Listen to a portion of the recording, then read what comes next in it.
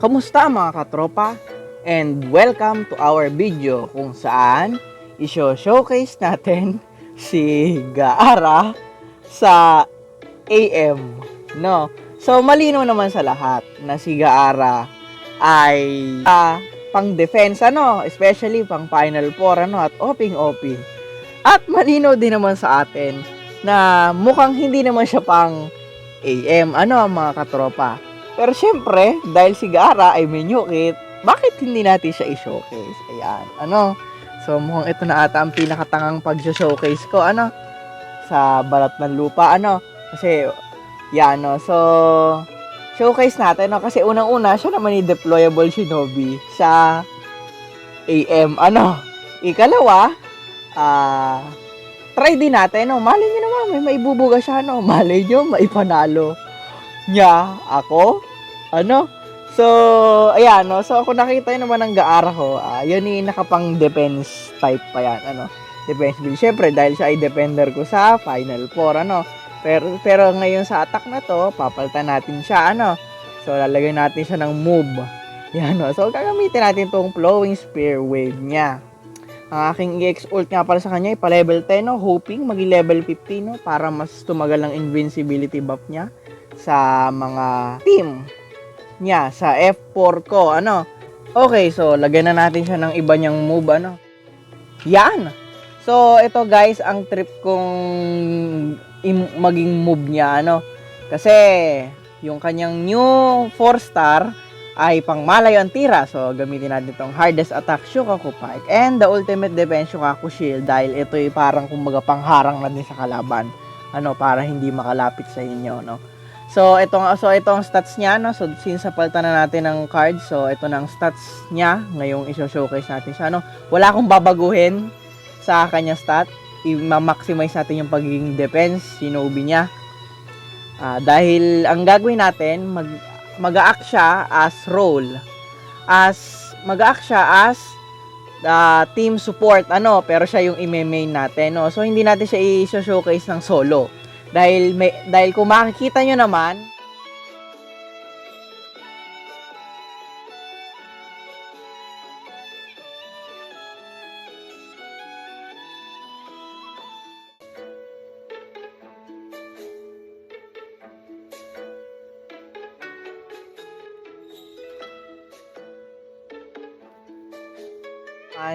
siya ikuli lahat kung magsosolo, at hindi, kahit anong gawin nating paraan, ewan ko, hanga na lang ako sa mag-showcase na masosolo ang isang malakas na base gamit lang ang Gaara, na Gaara new kit, yun, So ayan, po ang cards niya, ang mga tools, So stats, okay, jutsu, so ayan ang gagamitin po natin, dahil showcase nga ito ng bago niyang kit, syempre yung EX niyang walang damage yung gagamitin natin. At band, ayan. So dahil long range nga siya, maraming long range na follow up na maganda, Is either kay Ashura, maganda din siyang ipang follow up kung gagamitin niyo nga siyang main. Ayan, yung kay Itachi versus Sasuke. At ito ang pinakagusto ko, syempre yung kay Obito, kasi double knockback, knockback na yung sand niya, pang knockback pa yung apoy nito, at malaki, kung makikita nyo dito. So ayan, so ready na si Gaara para sa AM showcase, So yan, so syempre sasamahan natin si Gaara ng mga meta shinobi, para tulungan siya sa kanyang mission. Okay, Gaara, boosted siya, malay nyo may bubuga nga, Ayan. So, main. Ayan. So, may extra healer pa tayo. Si Shishui. Tapos yung dalawang metang final unit, So, ayan. So, hindi na tayo maghanap ng 3 million na base dito. Dahil sigurado namang kulelat na tayo doon. So, ayan. Subukan na natin si Gaara. Tingnan natin. So,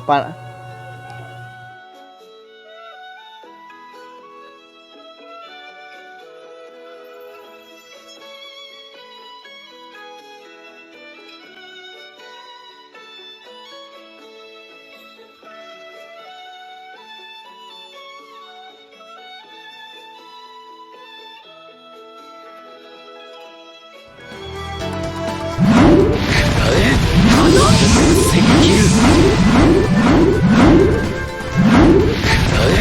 カトンカトン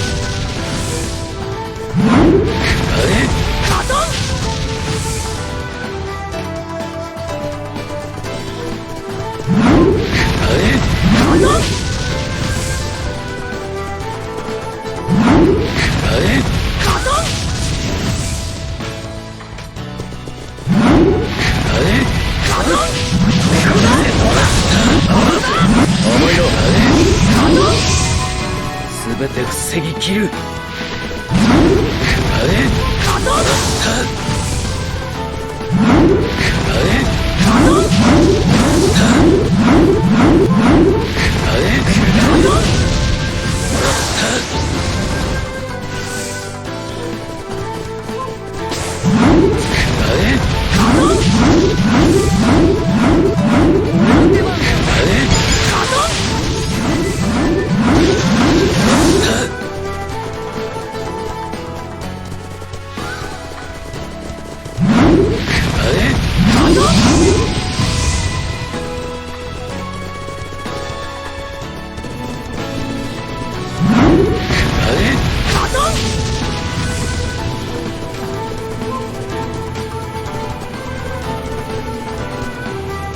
すべて防ぎ切る。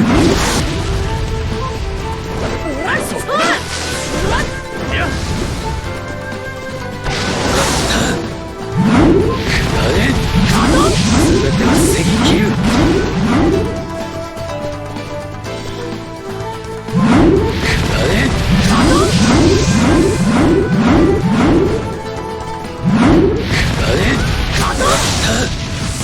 すべて防ぎ切る。守り抜く。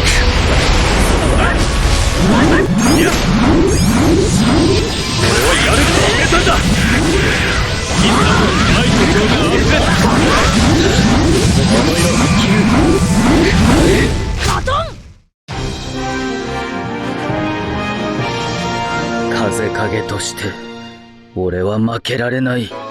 Nagulat ba kayo mga katropa? So kung makikita nyo naman, kapag ginamit pala natin itong Ultimate Defense, Shukaku's Shield, habang nandun ka sa gate, before doing the gate crash, mapapalapit mo agad yung mga tao doon sa loob ng Final Four. Alam nyo, actually, hindi expected talaga ito. Actually, ang ginagawa ko sanang video, kaya din ako natatawa. Kasi, parang expected ko na nga na walang, na yun nga, no, talo ito si Gaara. Hindi nga siya pang AM, Pero, nung nandun na ako sa gate crash, kasi plano ko i-gate crash, tapos pagpasok, bago ko mag-gate crash, so i-click ko muna yung kanyang EX invisibility. So, pagpasok namin, SS na lang yung mga kasama ko. So, habang nag-prepare ako sa pagpasok, doon ko siya aksidenteng na-discover, pinindot ko yung si Shukaku at yung lumabas, at napalapit ko nga yung mga at nakakagulat, grabe, talagang may maibubuga si Gaara, at kitang-kita nyo naman. Tinry ko din kung pwede ba na ang follow-up jutsu niya ay lingering o yung may area of effect, para sakaling pagpasok namin, lalangoy yung shinobi sa Final Four sa area of effect tulad nito. すべて防ぎ切る。そうだそうだそうだ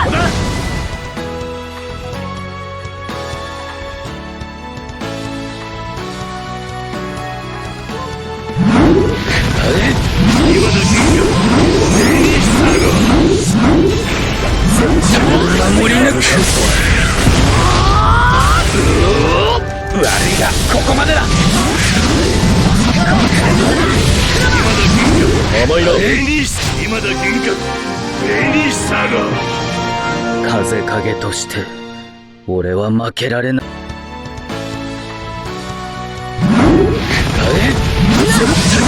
守り抜く。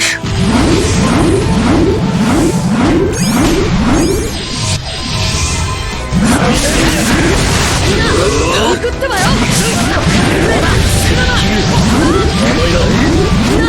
行くってばよ風影として Yan, so nakita nyo naman, pero palagay ko mukhang walang effect. Ano? Pero ang mahalaga naman doon, yung nag-change tactic ako. Imbis na before ako pumasok mag-ultimate, pagpasok ko ako nag-ultimate, no? So, para ligtas yung mga kasama ko, tapos i-X na lang agad sila. Kasi, simultaneous yung pag-atake yung F4 saka kami. No, so para invincible yung partido namin. Ano? Saktong pagtayo ni Gaara, kaya naman na pindutin agad-agad. Ano? So tinry ko din na gamitin yung kay Ginkaku o Kinkaku, kung ano mang pangalan ni noon, nalilito ako doon sa magkapatid. Ano? Hoping na baka masak-in yung at least yung final 4 shinobi pagpasok namin tulad nito.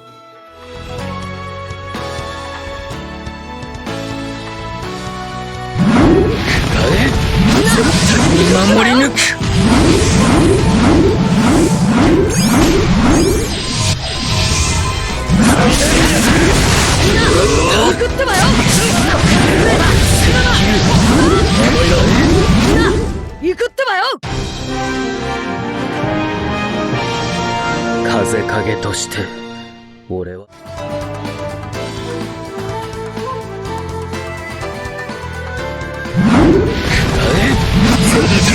守り抜くベリーサガ今だけかベリーサガ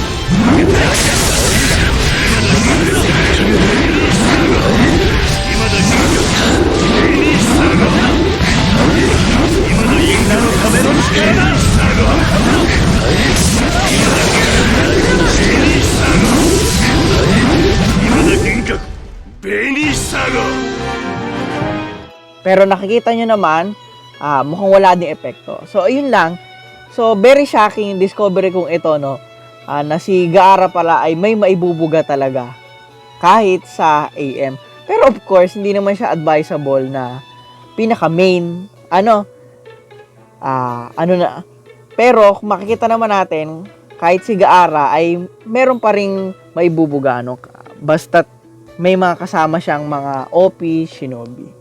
So, yun lang mga katropa. Sana na-enjoy niyo yung video, kahit ako, nagulantang din ako sa naging resulta, nang biglang lumapit ang mga Final 4 Shinobi doon kay Shukaku. So, yun lang mga katropa. Kita kits!